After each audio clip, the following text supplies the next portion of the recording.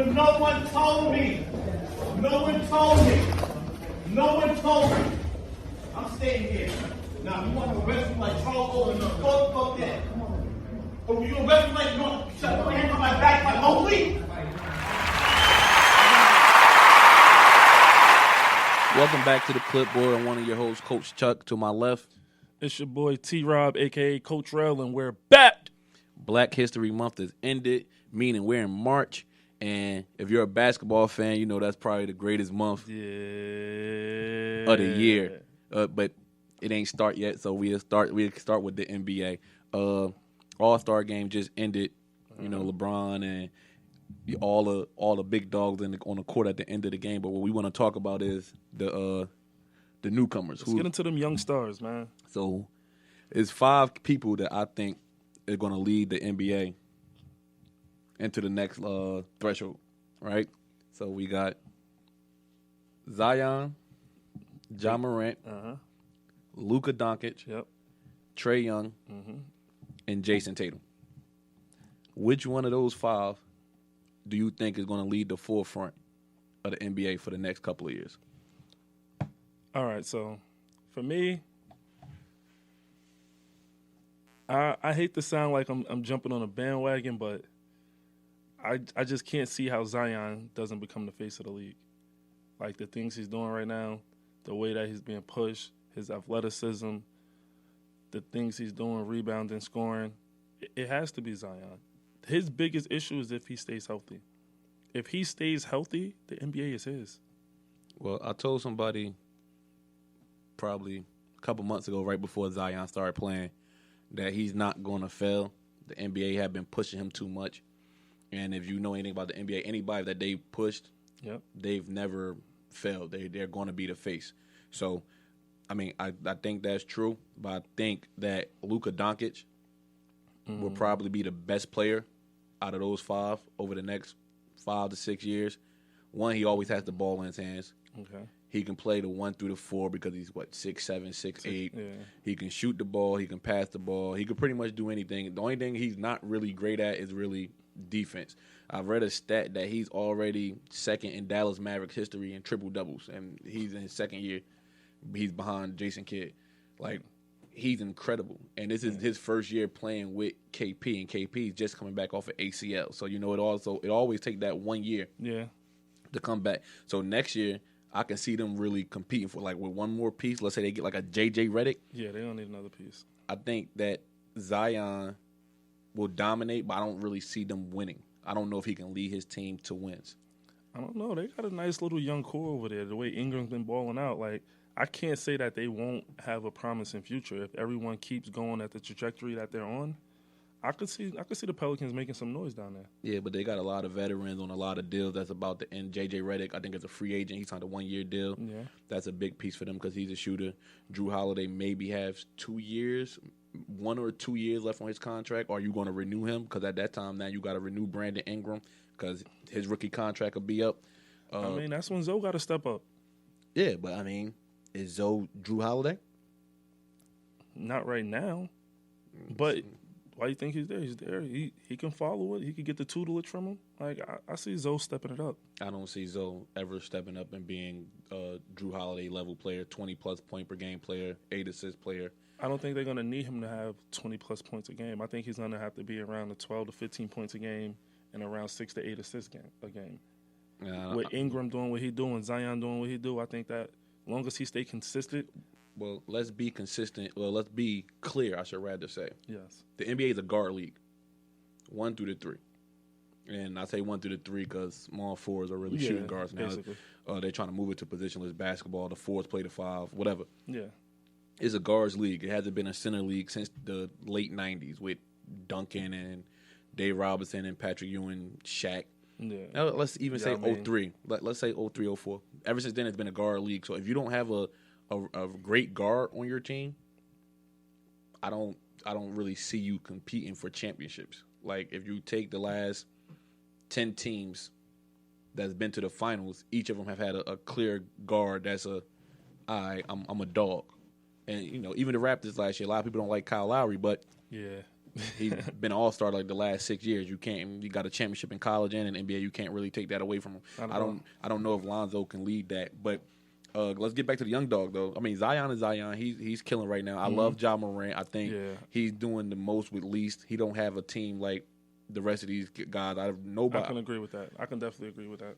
I don't think anybody thought that the Grizzlies with Dylan Brooks and I just like watching Ja play. I ain't gonna lie. He tried to punch that shit on. Was that LeBron? No, that was on Anthony Davis the other night. But hold on, why these young guys keep trying to dunk on Kevin Love like that? Because Kevin Love, old white, trying to take a charge. He ain't as athletic. He not trying to block nobody's shots. And NBA, if you try to take a charge and they complete the dunk, it's a block. Yep. So like they trying to punch that shit on them like. Facts. And most people they starting to move out the way. Like they see Ja coming. Oh, you got it, young boy. But Zion coming. Oh, you got it. Ja done tried a couple people. So I love Ja Morant. I love his energy. Trae Young. I think Trae Young is very special. He's a clear indicator of what Steph Curry means to the league. Yeah. He's basically Steph Curry 2.0 to me. Maybe a little flashier with the ball handle, but shooting from deep. Throwing flashy passes, the nutmegs. Yeah, they're basically the same exact player. One just got a curly fro, but I don't know. I'm intrigued to see how the Hawks do with Clint Capella. He hasn't played the game yet. Okay. Because with him and John Collins and Trae Young, then they got the other rookies, Cam Reddish and DeAndre Hunter and the white boy that can shoot, Kevin Huter. Yeah. They got a nice young core. They definitely do. I don't know if they're really competing for a championship, but there's one Not more right now. There's one more of those five who's been killing lately. He's been killing lately. Jason that Tatum. Boy JT. What do you think he fits in? Like let's rank the five. Who from top to bottom? No, not from top to bottom. From bottom to the top. What are we ranking them as where they are right now, or what do we see them in 5 years? We can do both. All right. Right now, I'm going Luka. Tatum. This is 1, 2. Yes. Okay, go ahead. Luka's number 1. Mm-hmm. Tatum's number 2. Mm-hmm. I gotta go Trae number 3, Zion number 4, Ja number 5. Okay. What about you? What you got as of right now? Pretty close. I got Zion 5. I need sample size. I'm not going off of 15 games. Ja Morant did it for 55 games. Call me a prisoner in a moment, but that boy is putting in work. Hey, I mean, I'm not saying he's bad. I know, like, if you watch basketball, you clearly know Zion is special. Yes. I told people he was going to bully people. They said, oh, he's too fat. He's just stronger than mostly everybody. Once you came back and told me y'all played him in that AAU tournament, and you came back and I said, oh, yeah. Yeah, no, he was different. We played them. Moving people. Everybody just say, yo, he's the strongest player I played against ever. Like, grown men or whatever. They say he's strong as hell. When 4 different people come out the game and the first thing they say is the same exact shit, yo, he's strong as hell. You like, oh, yeah, that motherfucker must be strong then. You feel me? So, but I got Zion 5. I got Ja 4, Trae 3, Jason Tatum 2, with Luka Doncic number 1. Okay. We're agreeing on something, kind of. Finally. In the future, Ooh. I see Trae being 5. I see Ja Morant being 4. Mm-hmm. I see Jason Tatum being 3. Mm-hmm. I see Zion being 2, and I still have Luka Doncic at number 1. See, I'm on pace with you, but I'm putting Zion number 1, Luka number 2. Okay. I just think that, and I'm close to putting Tatum at number 2 right now. But I just because of the international push with Luka, I think the league is not going to let him drop that low. Let's slow down. Let's slow down. Why are you putting Tatum over Luka? I just think in 5 years from now, Tatum going to be a total different animal. Like, the things he does on the court, just his mentality, the way he attacks the game, his athleticism. Like, I think he just has a full package, and I think it's only going to develop more and more. Well, I think that Luka still can get better. Like, I think he's younger than damn near everybody on his list, maybe outside of Zion. Like, he's been a pro since he was, 14, 15 years old. Where do you see Luka getting better at? He could become a more consistent three-point shooter. Okay. He can become a better defender. Like, if you check his stats, he was in the beginning, he was averaging like 29, 9, and 8. Yeah. Like, he was almost averaging a triple-double. The same shit that people, give Russell Westbrook applause for. Yes. And he was doing it with more efficiency. So now imagine if I think he's maybe a 34, 35% three-point shooter. Imagine if that jumped to 39. Imagine what happened when now KP It definitely will improve. is healthy and now people got to respect his jumper and now it cleared the lane for him. Now he start posting guards up. Like once he start doing that, it pretty much ain't going to be shit you can do with him because what's his weakness now offensively? He can dribble the shit. He can post you up. He can pass the shit. He can shoot the shit. He can drive. Like, what's his weakness? There's no weakness there. Like, with Jason Tatum, he's not a facilitator. I will say this. What's the name? Offense allows everybody to have the ball in their hand. But I don't think he can facilitate like Luka Doncic. And I don't think he can rebound like Luka Doncic. I don't think he's asked to facilitate right now. So I don't know if that's something that he can or can't do. But we've never seen him do it. At Duke, even in high school, he was never the facilitator. He was the man in high school, obviously. At Duke, he was the man there. Okay, but when he came to NBA, came to Boston, which is like a motion college type offense where everyone is involved. So the ball is not in one person's hand and tell him to do anything. Let me ask you a question. Who's the man in Dallas? Luka. So it doesn't matter if I'm the man. Yes, or but not. they don't have a set offense where it's like everyone's getting involved. No, it's give Luka the ball, let him work. I just think there's certain people that can go to score who are scorers. Bradley Beal's a scorer. Facts. Can he get assists? Yes. But is he a facilitator? No. And I think that's Jason Tatum. Can he get 4 or 5 assists a game? Yeah. But Kobe averaged 5 assists a game. And what people say? That motherfucker a job. So I think that I don't know if he can lead an offense as a lead guard, facilitate, create for others, make easy shots consistently the same way Luka Doncic can. And that's why I'm going to and Zion as well. I just think Zion's a fucking bully. I think Zion got the same physical traits that LeBron had when LeBron came in. LeBron was just coming in high school, just bullying motherfucker. He was 6'8", built like a linebacker. He jump out the gym. He ran a 4.3, 4.4. He's fast and everything. He's a physical specimen.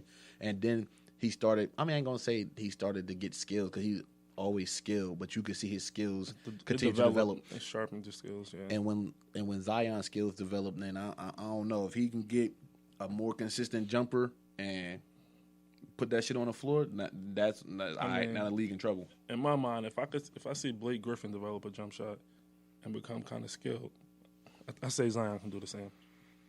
Yeah, but even at Oklahoma, like if you remember they had both brothers went there, Taylor Griffin and Blake.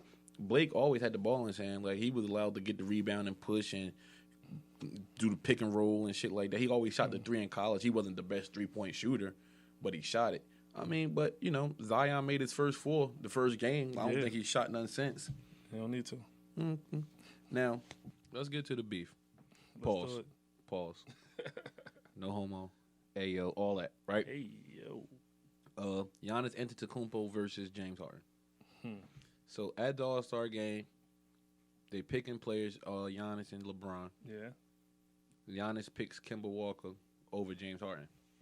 Charles Barkley asked him, "You're going to pick Kemba over James Harden?" And he says, "Yeah, I'm going to pick the player who passes the ball." That's one jab. Shots fired. All-Star game, end of the game, everybody seen it.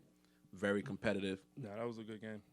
Giannis Antetokounmpo goes and says that, well, our strategy was to go at whoever James Harden was guarding.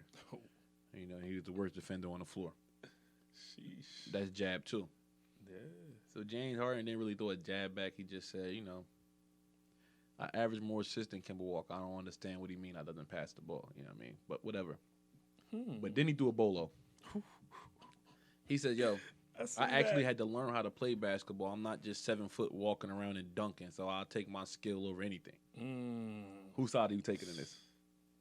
That looked like that was like a Tyson Fury, like when he licked Deontay Wilder blood.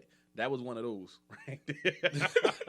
Yo, he licked his blood. What do you want me to do? I ain't do it. I'm going with Harden. Okay. I'm going with Harden, man. First of all, like James Harden, even though he's not a lockdown defender. If the situation calls for it, I've seen him play defense. Exactly. And then he passes the basketball. Like, he does actually pass the basketball. If you look at the players around him, like, he's been passing to Clint Capella when he had him, throwing the oops to him. He's passed to Russell Westbrook. He gives him his opportunities. Like, he's not a selfish basketball player.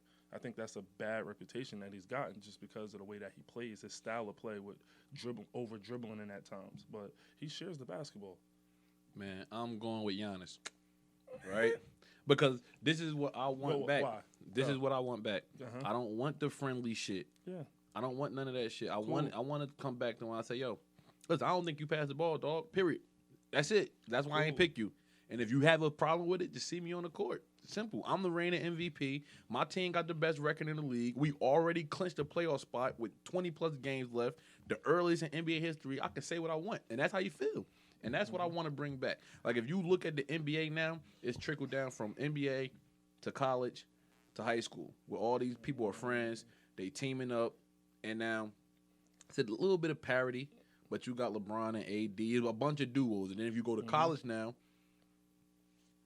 I think Duke had 3 top 10 players in the draft last year. They did. Something crazy, and it's consistent. And now if you go to high school, like, not for nothing, I just seen a top 25. I don't want to say names because I don't want to disrespect no kids, but I just seen a top 25 player recruiting another top 5 player and a top 30 player and a top 40 player to come to school with him. Where before it was just like, I don't care who goes. I'm gonna come here. I'm gonna do me. We compete. We could be friends off the court, but on the court, no. Right. I get what you're saying, and I'm with that too. I wanna bring that energy back, but the question remains: was it validity to the statement that the Greek Freak said? And I don't think it was. Well, he can say he doesn't pass. Like, this is the thing. Like, assist is an assist. Cool, right? But, like, him dribbling 35 times and throwing an assist to Clint Capella with 1 second when they come and triple team him, I think that's kind of different from the way maybe Jason Kidd passed the ball. There's difference. And then at the end of the day, it's assist to assist, right? But James Harden averaged 11 assists. Jason Kidd might have averaged 9. You're not going to tell me James Harden was a better passer than Jason Kidd. It comes down to player usage and things like that. If I had the ball in my hands for 70% of the team and I'm only passing it, for 70% of my team's play and I'm only passing it 6% of the time, can I be considered a good passer? Or can I be considered, is that considered passing the ball? I think his style of play, if he would have said, I don't like his style of play doesn't fit with me, and it's not welcome over here, then that's different than he doesn't pass the ball, which is a clear and obvious lie. He does pass the ball. Where is it a lie? If he passes the ball. If somebody has the ball in their hands 100, if it's 100 possessions in the game, and I have the ball in my hand 80 times out of the 100 possessions, and I pass it 10 times, right? But he doesn't pass it 10 times. I'm just using it as an example. Yeah, but now it's misleading to the audience. Okay, so how many times does he pass it? If he has it 80. Yeah, let's be realistic. How many times does James Harden dribble the ball for 20 seconds in the shot clock and then passes it at the last resort? All right, so with Giannis is saying, but look what you just said. He passed it. Okay, but it's a pass. Okay, you could say that, but you know basketball. Let's not be stupid. Kemba Walker gets the ball just like we just said about Jason Tatum in the motion offense. Gets it, passes it, cuts, come back, get it back, pick and roll, dom. That's totally different than what James Harden is doing. Thank you for bringing up the Boston Celtics. Thank you. Go ahead. So, is that James Harden's fault or is that the coach's fault? Because James Harden wasn't doing that in OKC when he came in and he was the distributor off the bench. Wait. Yeah, He was never a distributor with OKC. Oh, my God. But you want to check the stats? He was the 6th man a year because he averaged 17 points per game off the bench. But I don't know how you're the distributor. He passed more than KD and Russ. Okay, you're saying he passed more than KD and Russ. When he came in, he became the point guard. Because he was obviously the 3rd best player. He's no longer the 3rd best player. Name me somebody who's the 3rd best player who takes the most shot on any team. That's not the point. That is the point. All right, cool. That's the point. Either way, he still was distributing the basketball because of the style of play that they made in OKC. But when he got to Houston and Dan Antonio says give one person the ball, just like when Steve Nash got the ball a lot. Dribble, shoot it through. Now I'll kill that right now. Now I'll kill that right now. Turnover.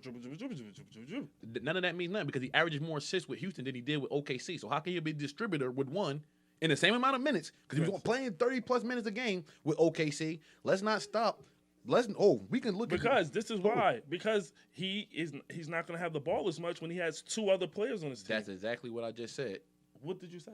I said when he was in OKC, Yes. he was the third best player. He's no longer going to be able to get the most shots like he has in Houston, right? Period. Yes, he had doesn't get as Kevin much shots Durant. this year because he got Westbrook. Okay, When you play with better players, obviously you have to sacrifice. He had Chris That's Paul. the only way it works. He had Chris Paul on his team last yes, year. and Chris Paul isn't a scorer. Can he score? Yes, but he's not a scorer. Hold on. He's a point guard. let's just Yes, say he can something. score. He's a really good. But he's a ball dominant point guard, and he still had the same player usage with Chris Paul that he has with Russell Westbrook that he had before they got there. Is the point I'm making? Hold on. Continue your point. I just want to show something. What are you trying to show? Like, Don't worry about it. Continue your all point. I'm trying to say is this: it's about the style of play. So yes, if you're in Boston, you're going to share the ball more because that's what the coach demands. When you're in Houston, you're going to give James Harden the ball more because that's what the coach demands. Okay, that's just the setup of the team. Okay, you say that, right? Because Yes. let's bring it. You said with Steve Nash and Mike D'Antoni, right? So when Mike D'Antoni was in New York, who was the person who had the ball in their hands for the higher player usage? That's when freaking Carmelo, and when he got hurt, Jeremy Lin. And Linsanity was created off of that. And none of their player usage was nowhere near James Harden. Period. None of them. Okay. None of it. James Harden's a better player. Nah. Okay. I guess. I He's mean, not better than Lin. you just said Carmelo Anthony, and then you go to Jeremy Lin. I don't All care right. about Jeremy. He had 1.5 seasons. I'm talking about Carmelo Anthony. And Carmelo Anthony is not a known passer. He's a known scorer. Yeah, hold on. James Harden has the ability to pass the ball, so that's why he passes it more. That's why he has a higher player usage because he get others involved. Okay. Carmelo get the ball. Okay. We're looking for him to score. So Bradley Beal has a high player usage. Does he get players involved? Let's talk about it. He just got 3 games, 50 back-to-back. He's All second right. in the league in and scoring. And the average person can't name 3 other players on the freaking Washington Wizards. Who? You said what? The average person can't name 3 other players on that team. Then we're not talking about the average person. You're a coach and I'm a coach, and we're Yes. talking to basketball people. People who Yes. say they watch basketball, they're basketball minds. So I don't care about Billy down the street who only play NBA 2K. I'm right. talking about people who actually watch the game. How many? All right, so you name 3 players on that team. You know who you're talking to? Yes. You I don't probably have to. can't. The Nets just All right, played go them. ahead. Rui Hachimura. Who? Okay, if You you talking don't, about- you if talking you don't know, about if you don't know who Rui You Hachimura talking about the dude is, from Gonzaga that just got dunked on? what did that mean? He was also a top 10 pick. Yeah. So what does that mean? And what is his numbers this year? I don't think he averaged 10. I don't know what he averaged. Exactly. But what does that mean? He's You not just there told me yet. to name 3 players. The first player I named, All right. you tell me, yo, Okay. no, the player that got dunked on. Shit, everybody get dunked on in the league damn near. So what All does that right. mean? I'm gonna name another nigga, David Bertans. Do you know who that is? No one knows who that is. Yeah, he doesn't know who he is. Yes, he's top 5 in the league in shooting from 3-point range, and he was just in the 3-point contest. Oh, but this man. this goes to my point. If you don't know somebody who's in the 3-point contest, one of the deadliest shooters in the league, who played for the Spurs, they didn't want to trade All him. right. Marcus Morris fucked them up. They traded him to get him. Obviously, I know who he is. I'm just saying. I don't like, know. I don't know come what on, you know. All right. Anyway, Because- but Hold on. I'm willing to bet you if you ask Hold on, 10 on. 10 NBA fans who he is, they probably wouldn't know. They'd be like, who he is, the sports announcer? Then are they? Then He's are the they? water boy? Then are they NBA fans? Is my point. Oh, man. Are they NBA fans if they don't know majority of NBA players? They don't know the bums. Who knows Like, the my thing people is on you the can't- worst teams my that thing don't is- do nothing? My thing is you can't be a music lover and say, oh, I don't know this rapper because he from the West Coast. I only know rappers that rap in New York. Then you're not a music lover. You love I a don't certain know the genre. underground bums on the West Coast. I don't. Well, then don't watch basketball. I don't. Then don't watch basketball. I don't know the Go underground watch bums on the West Coast. go watch rugby where it's 6 teams and you can name every player on each team. All right. Period. You talking about polo? Like the polo rugby? Oh my God, man. Let's get off that subject because he's tripping. Right? Let's get to You something. talk about naming somebody against one of the worst teams in the NBA. Trey Young is on the worst team in the NBA. What does that mean? John Collins. We just had a whole little segment about the Trey Young and the Hawks. Trey Young is special. Okay. So now, I'm not going with you. Let's talk about Spike Lee, man. Spike Lee and the Knicks. Oh my gosh. Because you blowing my shit. You really the James Dolan of this podcast. Yo, do the right thing. No. You're really the James Dolan. Don't Not disrespect Spike me. Lee. Don't disrespect me. You're the Don't James disrespect Dolan. Tell the fans what happened. me. You're the Charles Oakley. Yeah, I am. All right, so big situation with Spike Lee. So Spike Lee, everyone knows him, super Knicks fan. Been going to the Knicks games for 30 years. Been using the same interest for the past 28 years to get into the game. He spent a total of $10 million plus on Knicks tickets. He comes into the game. Wait. More than that. He I spends said 10. $300,000 per year. Yes. For the last 28 years. Yes. He spent about $30 million. No, that's not $30 million. 300,000 times 10 to T-Rob is $3 million. Yes. What I say? 30 million? Yes. That's what I said. Oh, That's it's about not right. 9, 10 million. Okay, go. That's what I said. I'm tripping. Go ahead. All right, dang. Go ahead. I do my research, bro. I'm good. Go ahead, though. So he spends about $10 million on Knicks tickets over the past 30 years. He comes into the normal interest he comes into. He normally uses the employee entrance. For some reason, James Dolan wants to put a stop to it on this particular day, and they said he can't come in this entrance. They say he has to go back out from 33rd Street entrance and go to 31st Street entrance. So he has to go out of the arena, walk down 2 blocks to come into it. And everyone knows what New York blocks are like, so it's not like There's about 10 blocks. Yeah. 10 New Jersey So, blocks. Spike Lee wasn't with it. It was a big commotion. One of the security guards kind of de-escalated the situation. They took him a different route to get there so he wouldn't have to go outside. But because of the whole situation and the altercation with Dolan, he says he's no longer going to attend Knicks games for the foreseeable future. How do you feel about that? 'Cause I know what I'm about to say. I'm in total agreement with Spike. Like, I don't understand. I understand why James Dolan is still the owner of the Knicks because the money keeps coming in. But I think something has to be done because, like, this is ridiculous. This is the second person that's, like, a staple in the New York Knicks franchise that he's treated this way. Like, you can't do that to Spike. Like, Spike Lee, you can't go to Madison Square Garden without thinking of Spike Lee at the Knicks game. Like, it just doesn't make sense. I don't understand what he was thinking. I don't know what point he's trying to prove, but I'm disgusted with that. Hey, Knicks fans, this is Coach Chuck. Hot take. Your bum-ass team is the worst franchise in the league. I don't care about the Mecca. I don't care about none of this shit. The last 20-plus years, you won 1 playoff series. 1. You haven't won a final since 1970. Something, what, 77, some shit? I wasn't even born. Half of you didn't even see it, right? Your bum-ass owner disrespected the legend Charles Oakley. Mm-hmm. He disrespected Spike Lee, and all he wants people to do is listen to his country music. He's a bum. I don't understand. When people said Kevin Durant said, yo, the Knicks franchise isn't cool. Nobody wants to go there.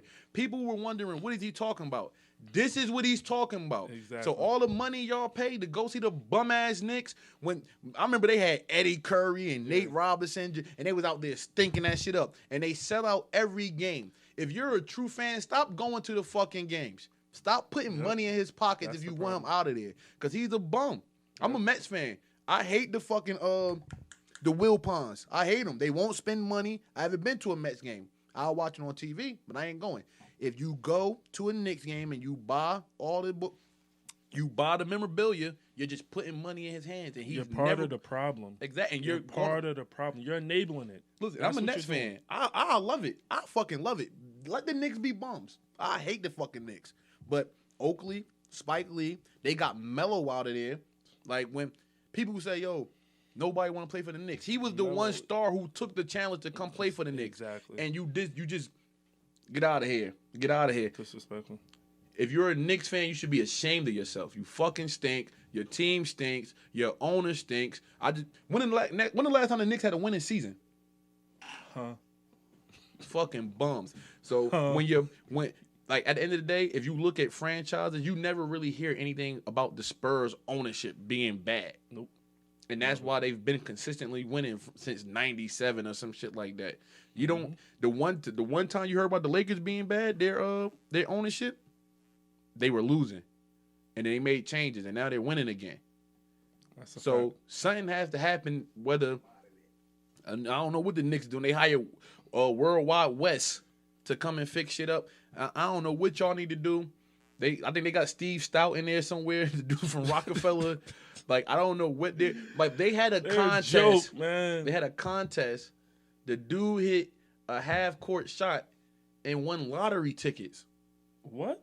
He won lottery tickets. So he didn't win the actual prize. No, he won fucking lottery tickets. Yo, What's some what was bullshit? that movie with Whoopi Goldberg? Eddie? Oh, Eddie. That's what they need to do. No, that. But for the owner, though.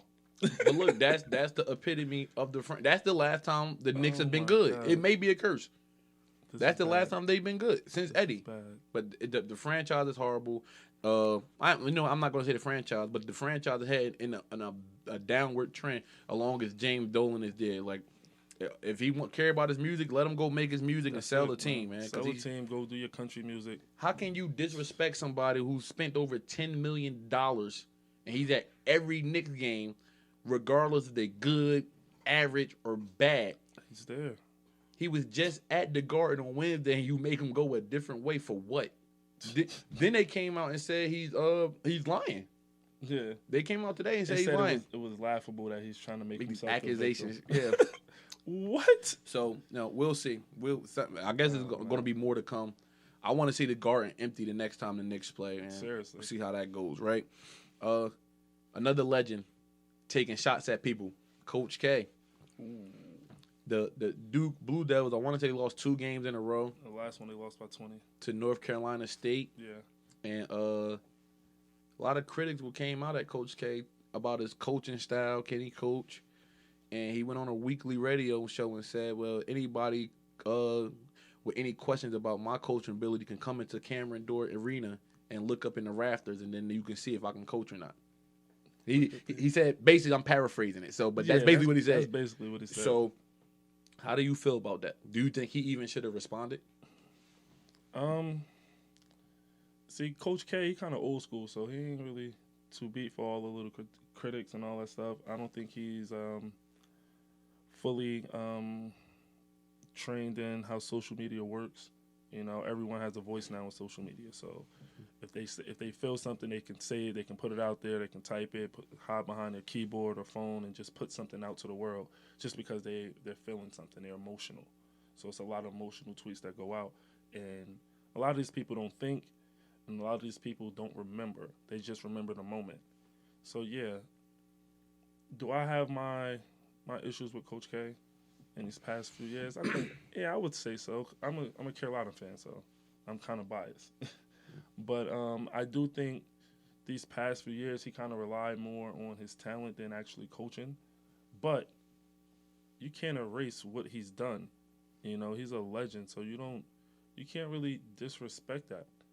And then it's not like his team is stinking it up. Like, if they were saying that about North Carolina, I would understand. Like, his team is still top 25. His team is still winning games. Like, we stink. As a coach, I think, and I'm a Seton Hall fan. I like all local teams. I think that Coach K has done a great job adapting to the times. Cause I remember when they weren't getting one and done players, they were getting really solid system players, and they were consistently good. And now he's adapting to the one and done process. I want to say he's had at least 10 in the last 3-4 years of one and dones, but there's other things you have to adapt to, and that's the social media age. Yeah, you know, where everything is brought to you. It's kind of like the microwave era. Back then, he started in the stove era where you had to prepare the food, heat the stove up, put it in the stove, and let it cook for 30, 40 minutes, whatever. Now, it's the microwave era. Food is already cooked, put it in the microwave, 2 minutes, I want my shit right now. I want everything right now. So they see something, they got a hot take like this because it's already at the tip of their hands. And I think as coaches, because I've fallen victim to them too, and AAU, I went on Facebook and in high school, and I did a little rant. Yeah, we know.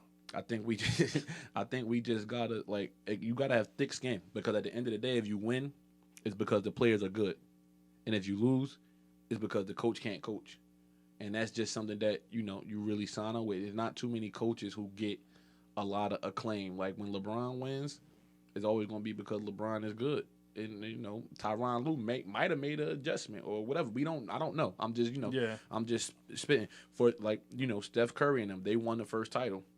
Steve Kerr don't get no respect for that because they say that was Mark Jackson's team. Well, but you just had good players. So, like, at the end of the day, we just got to accept the good with the bad. Yeah. You got 4+ titles, 4 or 5 or some shit like that. Yeah. Be happy with that, and, whatever. People are always going to speak about you, but I think is he number 1 in wins or number 2? He definitely either 1 or 2 in wins. I want to say he passed Dean Smith. For men's? Yeah, for men. Yeah. Because I think the women's coach is number 1 Yeah, overall. I'm talking about men's. Yeah, I think he's definitely number 1. I think he might be number 1 or number 2. I think he passed Dean Smith, and Roy Williams is like 3 or 4, some shit like that. Yeah. But yeah, accolades speak Shout for out to themselves. the ACC. Whatever. Yeah, accolades speak for themselves. So, end of the day, like you don't even need to respond to certain critics. You know, people are always going to talk. They get paid for clickbait. They get paid to put out articles that make people come to the website. This is one thing that I've been seeing people say. A lot of these people, they want to be first and not right. So a lot of these people, they don't really care if they're saying is right or wrong. They just want to put something out there so it can get clicks, like you said, clickbait. They don't care about being right. They don't do their journalistic due diligence. They just put stuff out there to the world and hope people respond to it. Hope somebody retweets it or reposts it or responds to it. And I think he kind of gave them what they wanted. All right.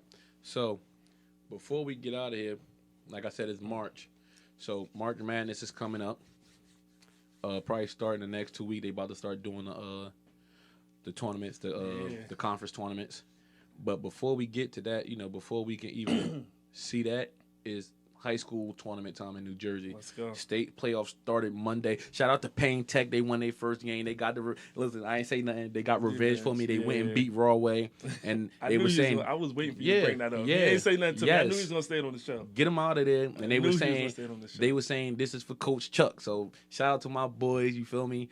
I went to a game today. Campus beat Morristown by like 30. Dang. We got one upset already. Who? North Star, the 15 seed in Group 2, knocked off Central, the number 2 seed today. And with 30 points from Zaid, big man from North Star. So that was an upset. I had Central probably going to win Group 2. So, wow. Yeah, I was shocked when I heard that. I was unaware of that. Yeah, no, it literally happened right when the show started. So yeah, that's they done up. And I want to know, who do you predict? Who's your prediction for TOC winning? Not all the groups, just, you know, the winner of all the games in New Jersey, the last one. The last one? All right, so this is my thinking on this, right? And I feel like RC is going to figure it out. They're going to figure out the Patrick School. They played them, 2-3 times already? 3 times. 3 times. I don't think any of the times they played them, they've had a fully healthy team. Like, something was wrong with one of their key players in each and every game. Mm-hmm. I think they're going to catch Patrick School, everyone fully healthy, everyone locked in, and they're going to overcome them. And the one out of that game is going to win the TOC, in my opinion. So I'm gonna go out on a limb, and I'm going to rock with RC. I had RC before the beginning of the year, and I just think they need to play the perfect game to beat Patrick School. Patrick School just had a lot of length, very, very tall. They have 4 players that's 6'8" or taller. And when I looked at the game, Zarik Nutter, who's a shooting guard / small forward for Patrick School, was, if he went to Roselle Catholic, he would be the second tallest player on the team, and he's 6'6". And I just told you they have 4 other players who are 6'8" or taller. So it's kind of hard for them. So I take Patrick School to beat them again. But I don't want to use the Patrick School. That's the unanimous favorite with Kaminga and Sinago and Noah. And Noah played a hell of a game the other day. Shout out to him. He played. Noah's been playing really well. But I'm gonna go with a different. I think we end Well, honestly, let me rephrase it. I think Patrick School's gonna win, but I'm gonna go with what I want to happen if Roselle Catholic doesn't win. If Patrick School beats Roselle Catholic, they go to the TOC. And the public school drought is ended. I think Camden beats the Patrick School in the TOC. Wow. And it comes down to one key component. What's that? They have a coach who's a former NBA player, and Rick Brunson. Rick. And they run the shit out their system at Camden. I don't think like they're going to be able to speed Lil Wani Wagner up, because the other guard from St. Patrick's is a sophomore. So I don't think they scare him being 1 year older than him. Yeah. Lance Ware is a Kentucky commit. I think he's okay, but where he played Kaminga, I'm looking for. And you know what? They're AAU teammates. They both play for the Wrens. So that'll be a good matchup. They also got another big kid. I want to say his name is Tyron Woodley or something like that. He about 6'8". Okay, yeah, I know he, a big kid. Yeah, he a thug too. Like Nah, he boxing out, move Camden Britt. yeah, like get off of me. He a Like Camden kid. so like they got some hype to match up with him. And if Roselle Catholic don't win it, because we had our first guess. Well, our second guess was Big Cliff. If they don't win it, I'm gonna go with Camden and win the TOC. Okay. But breaking news before we end. Speaking of Big Cliff, he broke his final 8 on here. Yep. So we're gonna go ahead and drop his final 3. He just dropped his final 3 10 minutes ago. Yep. So bye Kentucky. Mm-hmm. Bye UConn. Big Cliff final 3 is Arizona State, Rutgers Are you? and Auburn University. Those are the final 3. So I think 2 of those teams ranked in the top 25 at one point. Rutgers was ranked, then Auburn and Arizona State playing the Pac-12. So hey, all 3 good schools. We're gonna see where it goes. But this has been another episode of the Clipboard. Shout out to the 10,000 Hours Network for having us. Tune in next week. We out.